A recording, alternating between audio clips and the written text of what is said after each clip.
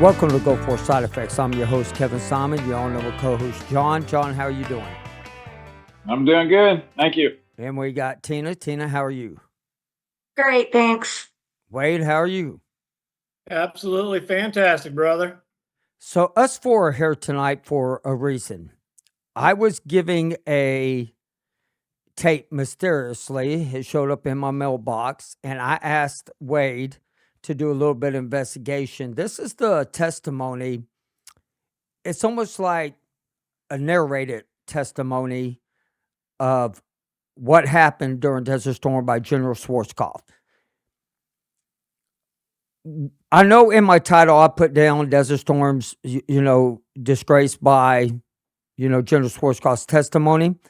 General Schwarzkopf was one of the best generals, along with Colin Powell, that has ever served our country. I mean, that guy went in, kicked ass, we got out. Not too many, of our veterans have died. Our service members have died during his time. So I give him a lot of credit. But what we're about to hear is his testimony. It was a prepared testimony, and it was also not swearing in testimony. And so this is going to be a two-part series. And Wade did some looking up stuff. And Wade, was there something you would like to talk about before we play this? Yeah, this came to light because of a Desert Storm veteran by the name of Joyce Riley, who before podcast, before the internet was huge, she actually served in the Air Force. She was discharged in 1979, and during when Desert Storm started ramping up, she reenlisted into the Air Force Reserves to serve as a flight nurse on a C-130, just to show what kind of dedication a woman had. Following discharge after Desert Storm, she knew there was problems. She started doing her own research, and then she started a late night AM radio show on the Power Hour. She started the original. It was called the American Gulf War Veterans Association. Back then, and that's when I came across her, was in the mid '90s. Sweet lady, willing to help anybody, talk to anybody. But back then, everybody kind of thought it was more of a conspiracy, if you will, because it was on late night. She was just a wonderful woman. She has since passed. She lived to the age of 68, but she was a true patriot. She was ahead of the time, but because of her, but yeah, Joyce Riley, she's made this all possible. And Can you give us? Go ahead. Well, I was just going to ask Wade, since some people may not be aware of the location they're referencing in this tape, Wade, can you give a quick breakdown of what they're referencing as they're going into this tape, the location and what this is all about? I mean, what happened? Pretty much what everybody what they're going to be talking about is going to be the quote unquote infamous Camisea complex. That was located in an area. If when you go back and look at military records, it was located in an area called Objective Gold. So there's another veteran out there. I don't want to say his name. Everybody on here should probably be following him, I'm sure. We'll call him JB. But he has posted it, and he posts maps. But Objective Gold is where Camisea Complex was located. Just an absolute, just ginormous ammunition storage supply area. And that's where all this is making reference to. And that's the main area that everybody's heard about, where the nerve agents sarin and cyclosarin and suspected muster agents were stored, that the U.S. and coalition, that we actually blew them up, in turn injuring our troops. Well, I want to get to the testimony now, and so we're going to start it off, and we will be taking periods of time whenever we want to talk about something. So I hope y'all enjoy this. Here we go. Since World War II. The 100-hour conflict in the Persian Gulf had resulted in an apparent victory that gave America back her pride after having to live with the shame of Vietnam for almost 2 decades. Our Gulf War veterans returned to smiling faces, parades, and parties. Congratulations from well-wishers gave our troops a sense of belonging that had not been experienced for over a generation. America had heroes again, and at the top of the list was General Stormin Norman Schwarzkopf, the leader of our armed forces who had led our men to a stunning victory over Saddam Hussein and his Republican Guard. However, in the years that have followed, many of our nation's guardians have fallen ill, and many have died. Thousands of our veterans have registered with the Veterans Administration and requested treatment at VA hospitals all over the country, and they've been either turned away and given a psychiatric diagnosis of post-traumatic stress disorder and a prescription for Prozac, Busbar, Ativan, or any other psychotropic drug that apparently serves no other purpose than to sedate them. Meanwhile, their symptoms are being passed to their families and into the general population. Until recently, the Department of Defense and the Pentagon held steadfastly that there is no Gulf War illness. This despite the overwhelming evidence that there is, including several reports from Senator Donald Regal in 1994. In 1996, the Department of Defense and the Pentagon came under intense scrutiny and has, in many of Americans' eyes, lost their credibility. Recent testimony given at the Congressional Oversight Committee hearings, chaired by Representative Christopher Shays of Connecticut, have brought to light many facts that have remained hidden, not by Saddam Hussein, but by those in the highest offices of the departments that were created to protect America and its defenders from harm. Hi, my name is Dave Riddell, and for the next hour, we'll be analyzing the testimony that General Norman Schwarzkopf gave before the Senate committee in their hearings that were held on January 29th, 1997. We'll hear General Schwarzkopf's own words as he testifies about his knowledge of the events both during and after the hostilities in the Gulf War. We'll also hear from Sergeant Dan Topolsky, who was the nuclear, biological, and chemical non-commissioned officer in charge, and he was in the bunkers at Camisea before they were detonated. He knows exactly what was in there, and he reported it back to CENTCOM. We'll also hear from Sergeant Kevin Wright, a Marine who was assigned a security detail and served as General Norman Schwarzkopf's bodyguard. We'll also hear from Captain Joyce Riley, who's been researching the Gulf War illness for the past 4 years. I should mention on the outset that during this analysis of the Schwarzkopf testimony, you will not hear opinion or conjecture from this reporter. You will hear the words from General Schwarzkopf, from Sergeant Wright, from Sergeant Topolsky, Captain Riley, and you'll hear from the direct reports of the NBC logs, the CENTCOM reports, and Senator Regal's report of 1994. I think it's only fair to mention that as General Schwarzkopf took his seat before the Senate panel, he was not sworn in. He was not asked to take an oath to tell the truth, so help him God. Now, in his opening prepared testimony, and I want to emphasize prepared testimony, he sat down and he read a statement, and this was in his prepared statement. I never received, before, during, or after hostilities, any report of Iraqi use of chemical weapons, nor the discovery of or destruction of Iraqi chemical weapons. Now, this statement is very important because, as I mentioned, it was a prepared statement. It was not an improvised response from a question that was asked of him. It was something that he'd thought out before he went to testify. Now, he said, and we'll play it again, I never received, before, during, or after hostilities, any report of Iraqi use of chemical weapons, nor the discovery of or destruction of Iraqi chemical weapons. Now, we're going to have to deal with this statement in 2 parts. The first part, I never received before, during, or after hostilities any reports of Iraqi use of chemical weapons. I now refer to the NBC, that's Nuclear, Biological, Chemical Desk Log, and these are the logs that General Schwarzkopf had to... Okay, so as this gentleman's saying, keep in mind that General Schwarzkopf is like any other individual that's in charge. He's given orders.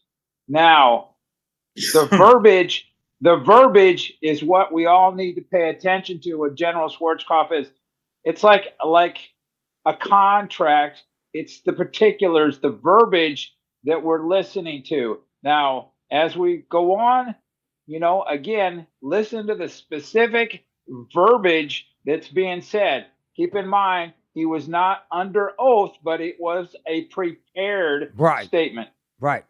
All right, here we go. We're going to start it back up. Review every day. This particular log is dated the 3rd of March, 1991 at 15:16 hours. And now I read, Lieutenant Colonel Wade advised that Colonel Dunn has confirmed that the soldier of the 3rd Armored Division does have blisters, characteristic of H mustard chemical agent on his upper and lower left arm. This is clearly a report of a chemical weapon on an American troop. The second half of his statement said, nor the discovery of or the destruction of Iraqi chemical weapons. Again, we refer to the NBC desk log. This report came in on the 27th of February, 1991 at 1800 hours, and it's in reference to nuclear biological agents and munitions. It says, and I quote, they feel destruction of small quantities using field method is okay. Bulk, not defined, destruction is not approved because it may have great international implications. We also refer to the NBC desk log dated the 28th of February, 1991, and this one is dated at 1930 hours. It says here that the Fox GCMS has come up with indications of small concentrations of sulfur mustard after numerous tests. All possible inferences with petroleum products have been ruled out. They are outside the bunker now. No one has gone in. They've moved their EOD with chemical and biological munitions. How is it possible that General Schwarzkopf would not have this information at his fingertips? I again asked Sergeant Dan Topolsky to make a comment about General Schwarzkopf's testimony when it came to the identification of chemical and biological munitions. General Schwarzkopf, you stated that you spent 40 years in the military and you could not identify an Iraqi chemical or biological munition. I spent 6.5 years in the military, and after reading the publications, I could detect chemicals and biological agents by their markings on the munitions, biologicals being the green bands, chemicals being the yellow or purple bands. We knew what we were dealing with when we blew up that bunker, or that bunker complex. We sent the information to you as to what we suspected was in those bunkers, and you or your staff told us to blow it anyway. You knew exactly what was in there prior to the detonation. Ladies and gentlemen, I realize that this testimony being given by Sergeant Dan Topolsky is damning, to say the least, towards General Schwarzkopf's testimony. I think it's important at this time that we get a little bit of a background on Sergeant Topolsky, so I asked him to make a statement and let us know a little bit about himself. I just thought that was interesting. Going back to the 28th February 91, that testimony. I'm referring back to the redacted report on the inquiry for Kamasia demolition of Iraqi munitions report, where in that report, towards the bottom, it does go back and it talks about General Schwarzkopf orders the cessation of offensive coalition activities, but at the bottom it does that the CENTCOM surgeon concludes that the injury was caused by exposure to liquid mustard chemical warfare agent. And that is actually in the report, in this report. I just thought that was interesting how that lines up with that testimony. Well, yeah. And the complex was over 9 miles square. That is 9 miles square, ladies and gentlemen. That's over the size of the complex. That's amazing too, Right, because that lines up when our chemical alarms alerted during that time frame. The complex they're referring to there is actually different than the Kamasia complex as far as the mustard agent exposure. Mm-hmm. But where it talked about how Schwarzkopf didn't have knowledge of it in his testimony there, but then in this report, it says that, it's saying that yes, it was confirmed that there was mustard agent exposure. Oh yeah, In you see what exactly. I'm saying? All right, we're gonna start it And- back up. I'm gonna start it back up because the next part to me is the most interesting. My name is Dan Topolsky. I was a sergeant promotable. I was the NBC NCO for B Company, 37th Engineer Battalion. I was the commander's main advisor on all aspects pertaining to nuclear, biological, and chemical warfare. I also was on the Commissar Bunker Complex mission. I am extremely appalled by the stance that my leaders have taken. The disinformation that's out there through the government and the government bureaucracies, it's allowing them to keep us from being treated. It's allowing them to, or enabling them to deny us just compensation for our disabilities. The entire situation completely and thoroughly disgusts me because they are not willing to tell the truth in order to remain politically correct within certain circles up in Washington, D.C. I suffer from most of the symptoms, all but about 2, for the Mycoplasma fermentans incognitus. I've been diagnosed as having organophosphate delayed effect neurotoxicity as a direct result of being exposed to nerve agents. My wife, within the last year, has had 5 surgeries. Of any of them, she has yet to find any comfort. All 3 of my children are sick. They have headaches, joint pains, skin rashes. I have a dog that has degenerative joint disease. And just recently, our medical insurance has been terminated because we used up our lifetime amount over the course of the last 2 years. Ladies and gentlemen, I think it bears mentioning that when 60 Minutes did their research and assembled that panel from the 37th Engineering Battalion. I'm going to stop her right there. Somehow it jumped way ahead of what it was supposed to. And I'm going to start about right here. Somehow it just jumped ahead. International implications. We also refer to the NBC desk log dated the 28th of February, 1991, and this one is dated at 1930 hours. It says here that the Fox GCMS has come up with indications of small concentrations of sulfur mustard after numerous tests. All possible inferences with petroleum products have been ruled out. They are outside the bunker now. No one has gone in. They've moved their EOD people up, but won't do anything until the morning. Now, these NBC desk logs apparently contradict what General Schwarzkopf had testified to in the Senate committee hearings on that January afternoon. So at this time, we'd like to bring in Sergeant Dan Topolsky from the United States Army. Once again, he was the nuclear, biological, and chemical non-commissioned officer in charge. He was at Camisea, and he was in the bunkers before they detonated them. Now, this is what Sergeant Topolsky had to say about General Schwarzkopf's opening statement. General Schwarzkopf is lying. He knew all the way through the air campaign that they were getting positive readings, and we were getting positive readings for nerve agents and blister agents and lewisite mustard agents on all of our detection devices, everything from the M8 alarm all the way up to the Fox vehicles. I have congressional testimony, I have my own personal knowledge, and I also have copies of his own NBC logs from CENTCOM that he read every single day. He had knowledge of it all the way through. Those sound like pretty powerful words from... I'm going to stop her right there. I wanted to play that part over again. For one reason, he had the logs. Logs don't lie. But where do you think the logs went to? Do you think they still have them? Or do you think they got rid of them? I think they have them. I just don't think they'll ever see the light of day.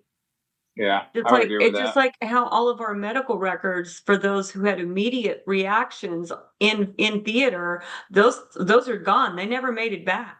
Right, exactly. And that's why I want to replay that, because I thought that was important, because I was like, what happened to the logbooks? I always wondered that, because every ship, every command had a logbook. That's what I want everybody to know. We're going to start it up again. One who was charged with the responsibility of identifying all the munitions in the bunkers at Camisea before they were destroyed. We'll get back to Sergeant Topolsky's comments a little bit later, but now we'd like to return to General Schwarzkopf's prepared statement as he began his testimony before the Senate panel. Certain people, for reasons of their own, have charged that I and my commanders knowingly placed our troops at risk to chemical weapons while we sought protection for ourselves, and subsequently engaged in cover-ups of chemical contamination of our troops. Such a statement at best demonstrates an abysmal ignorance of the standards of conduct that we expect of all military leaders in our armed forces today, and at worst is a blatant lie, which strikes at the heart of our armed forces, since it undermines the confidence of the mothers and fathers of America who place the well-being of their sons and daughters in our hands. Tina, I'm not able to hear. I just find this piece hugely ironic, and I think it's kind of telling how emotionally aggressive he seems to be getting saying this. Like he's trying to bully down anyone who says that this happened. Hopefully that's some shame surfacing for the job he's having to do in this hearing. But I just thought it was ironic that it's a blatant lie, it's ignorance, it's I just thought to me that struck me. That And me too, because he sounded angry. And if you have nothing to hide, there's no need to get angry. All right, we're going to jump back to it, because now we're about to get into Wade's part. And I learned a lot about Wade this last Monday that I was so shocked. But now we're going to get into this part, and a lot of this has to do with Wade. Such a statement cannot be allowed to stand unchallenged. Well, for General Schwarzkopf to make such a statement in his prepared testimony leads one to believe that somebody somewhere at some time had made some statements questioning his integrity. We're now going to hear a statement from Sergeant Kevin Wright from the United States Marines. My name is Kevin Wright. I'm a sergeant, retired from Marine Corps, and I was attached to Central Command Joint Visitors Bureau in the region of Saudi Arabia, Dhahran, Kuwait, and Iraq. And while I was over there, I did see in Dhahran an airburst with a Scud missile coming in. Nothing touched it. And a cloud odor that came out. And it was stated by a lot of people that it was a chemical attack. The chemical alarms went off. I was there. I took the pills. I took the shots. I signed my name on a dotted line to protect and guard this country and the interests of this country. And now I'm sick. My wife and my daughter did not sign that dotted line to deploy anywhere. I did. And now my family's affected. My life is affected. I can't work. I'm in pain every day of my life. And over there, I seen it. I heard it. And it happened. And I can't understand. My question is why, General Schwarzkopf, would you sit there and say that your main priority is the welfare of your troops? And your troops are sick. We're very sick. And you're going to sit there and not stand up and help us? I thought of you as a gentleman. I cannot think of you more than anything but a traitor for doing this and not speaking out to help your people. General Schwarzkopf, I was your bodyguard. My job was to protect you. And I'm sick, and why can't you protect us? It's not right. And you know it. What I think should be done right now is that the President Bush. This footage from this videotape, or knew about Camisea prior to 1990. I want to just say this. I accidentally pressed the wrong button on there. That was his bodyguard. Mm-hmm. I wanted to jump in on that too. And for those who aren't in the military, first of all, commanders, they have their drivers, whatever. Those folks are cherry picked. they're cherry picked because they're the cream of the crop, the most compliant. They're just, reliable. So for this person to be a bodyguard to this general, he had to have a Yankee White clearance. He had been vetted through the teeth. So for this man to sit here and say this, it shouldn't be taken lightly. He's just not some little flippant private that's running his mouth. He was put through the paces to have the role that he had. No, I totally agree. Now we're going to jump back to it. I may jump too far back, but that'd be fine. And you're going to sit there and not stand up and help us? I thought of you as a gentleman.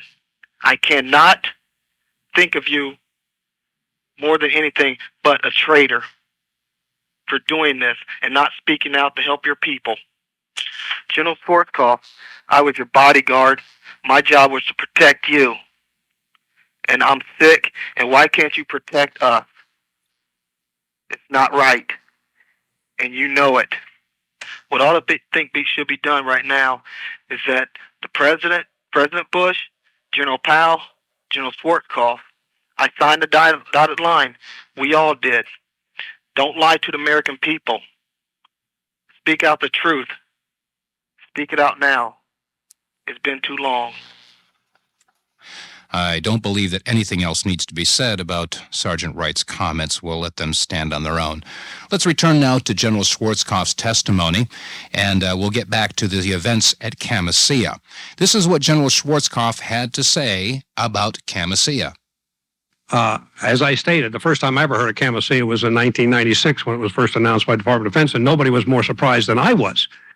Now, Sergeant Topolsky has a comment about Schwarzkopf's prior knowledge of Camisea, but before we let you hear what Sergeant Topolsky has to say, let's fast forward about, 25 or 30 minutes into the testimony when General Schwarzkopf again had to answer a question about Camisea.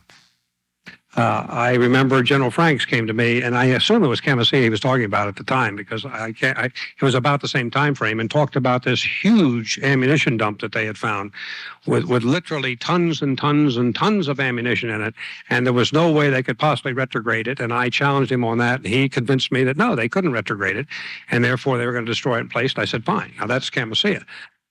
Now, that statement seems to directly contradict his first statement, which was again, as I stated, the first time I ever heard of Camisea was in 1996 when it was first announced by the Department of Defense, and nobody was more surprised than I was.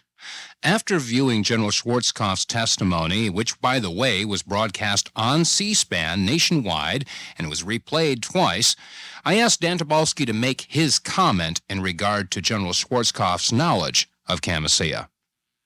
General Schwarzkopf, I know for a fact that you know or knew about Camisea prior to 1996. I was there. My name is Dan Topolsky. I was a sergeant. I was the NBC NCO for the 37th Engineer Battalion. I was in those bunkers. I identified suspected chemical agents and biological agents. I sent the information forward. We were instructed to blow it up anyway. And I am appalled that you will... What's up, Tina? I just think, that right now that we're in a double-edged sword, right? So if I'm General Schwarzkopf, either I'm admitting I got people downrange blowing a whole 9-mile area up, and I don't have any idea it's happening, and that means I don't have control of my troops or what's going on in theater, or I'm full of it, right? I'm covering down. So I think that's kind of interesting. People should think about that too. What general wouldn't know that happened? Right, exactly. Well, as they say, a lot of people were like, well, was he in theater? Well, yes, he was. Because, we've even had a guest on that said that she knew he was in the bunker. We just had a bodyguard. And here comes the next part that really puts a whole light onto what really happened out there. Are y'all ready? Take the stance that you did not have any knowledge of it when we gave you the information, and we were instructed from higher, which is you, to blow it anyway. Now, I think at this time it would be advantageous for us to elaborate just a little bit of what Camisea was all about. Contrary to what the mainstream press and media would have you believe, Camisea was not just one bunker. It was, in essence, a city of bunkers. It was 100 bunkers and 40 warehouses, each the size of a Walmart. We're talking about approximately 7,500 tons of sarin gas. That's 7.5 million pounds, by the way. We're also talking about 2,500 tons of mustard gas. And again, that's 2.5 million pounds. Now, this whole story would never have come to light if it hadn't been for one soldier who brought a video camera inside the bunker and photographed these munitions before they were detonated. This videotape was presented to those at CBS's 60 Minutes program, and because of that, they did do a story, some of you may have seen it, in which Sergeant Topolsky and other members of the 37th Engineering Battalion got to tell their stories. But one of the things that they did not get to tell you, and one of the things that they did not show you from that videotape, was the fact that many of these munitions that were destroyed had American markings on them. Again, Sergeant Dan Topolsky. You knew that we identified biological agents and chemical agents, nerve gas, mustard gas, and suspected biological agents within that bunker complex. And that was only what we could see on the surface because we were instructed not to disturb anything. So what was behind them is completely and totally unknown. And you know, as well as I do, that you and your staff did not allow the use of biological detectors within the entire theater of operations. If there was any biologicals in that bunker, and I suspect there was, if there was any biologicals in those bunkers, you knew about it. And that's where we're going to stick with part one right there. And we'll go next week will be part two because it kind of splits. And that's one thing about listening to what we have. It splits. Now, Wade, this is where I'm coming to you. Where were you located around this time? Well, that's what I discussed with you before. Going back to the redacted from the Camisea report, my unit was the 2nd of the 505th Parachute Infantry Regiment from the 82nd Airborne. And during the insertion, we followed the 24th ID all the way through. And then going back to the report and my unit history, as far as Camisea is concerned, the 505th PIR Parachute Infantry Regiment was the first coalition force to reach and enter the Camisea complex. And that's what I had told you before, that yes, I was there. I was young, I was a cherry. I basically did what I was told. But I do remember during that time, and I remember we got a lot of prisoners. The unit history says we captured 186. I sent you pictures of sitting in anti-aircraft armament, which were outside of the complex, which were American anti-aircraft guns that we had supplied to Iraq. And we all took our hero pictures before the engineers blew them up. And then we stayed in those same little holes during the explosions of the Camisea complex. As the explosions were going on, that's where we actually hung out and watched it. And this is, I have a question. I don't mean to interrupt, but I have this question. You just told me this on Monday, out of how many years I've known you. And you can ask Wade, I was blown away. I couldn't, I don't mean that, but I literally was shocked at the fact that you were there and you're still here today. Yeah, well, ditto. That's what I was saying about we had our reunion, what was it, been 2 years ago now, and everybody at the reunion, NCOs and officers alike, our battalion commander showed up at the reunion, and everybody was there, and to include, and I keep going back and I keep saying it, but the Secretary of Defense right now is Lloyd Austin, and Lloyd Austin was in my battalion during Desert Storm, so he knows. Right. And see, why isn't anybody being held accountable? Like, I mean, they should literally, everybody should be jumping at him saying, it's time for you to step up, do what you're supposed to do. I mean, Because it would cost money. oh, I mean, that's true. That's true. They'll keep the money while we suffer. And that's exactly, that's the problem I have. And it was already stated by one of these NCOs that our families are affected. Our, the post Gulf War children. Well, that's what we're going to get spouses. Does anyone remember when we first got back, the whole thing? And I don't know if it was rumor or what, but I just remember hearing that there were like children that were being born almost immediately, when everybody got back. Right. Had holes in their hearts. They had all these health and birth defects that were and that's what we're going to get into next week.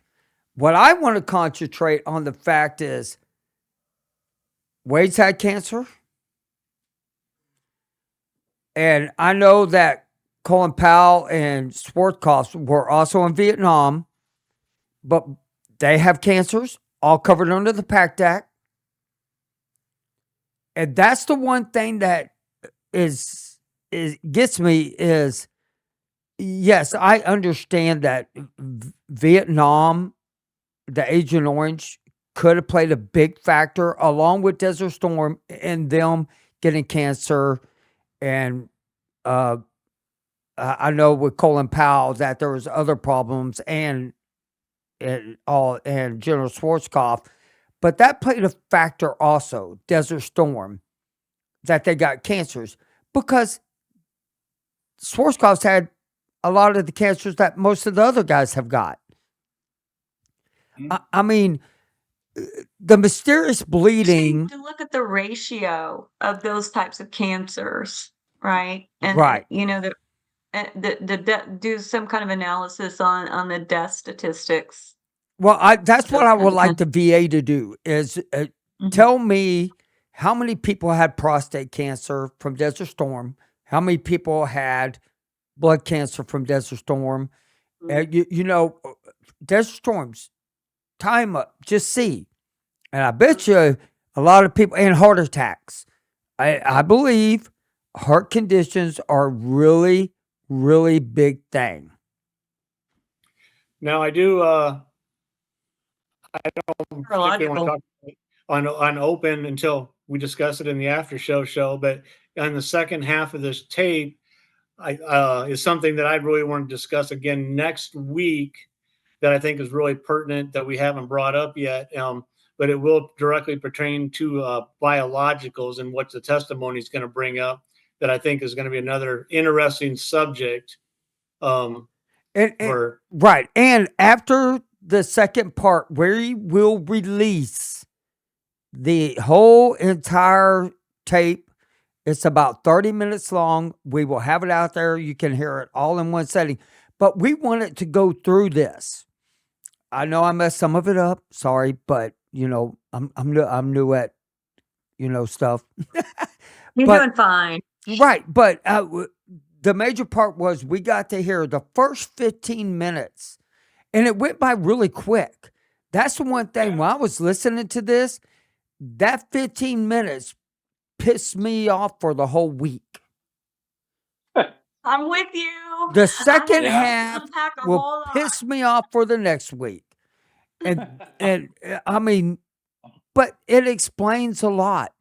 The one thing that I was listening to Rack, did y'all get on the thing for Rack and listen? Yeah.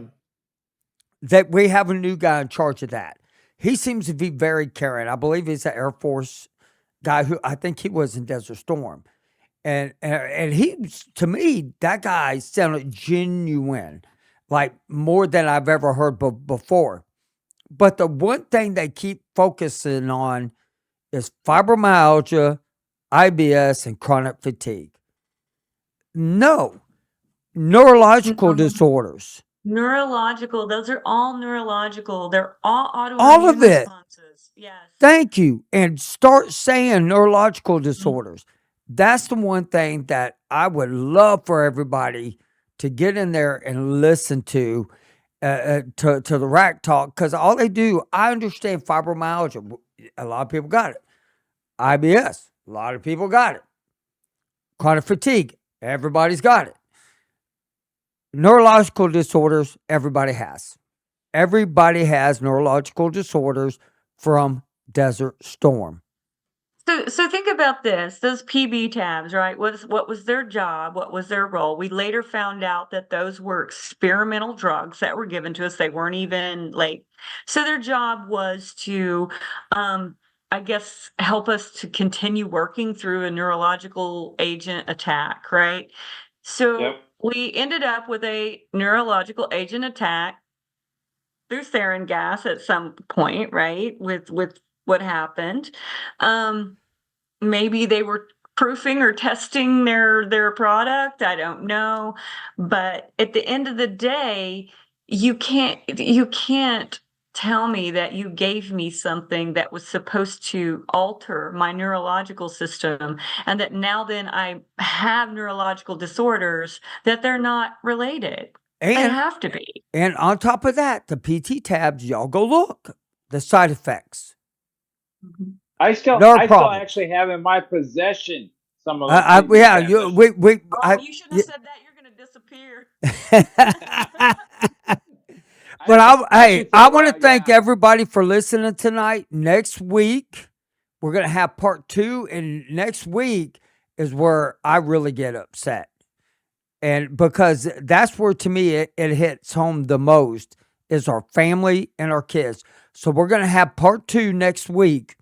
And please come join us, talk in the chats, and we will see y'all. And we're going to go into the after show now. Thank y'all for listening.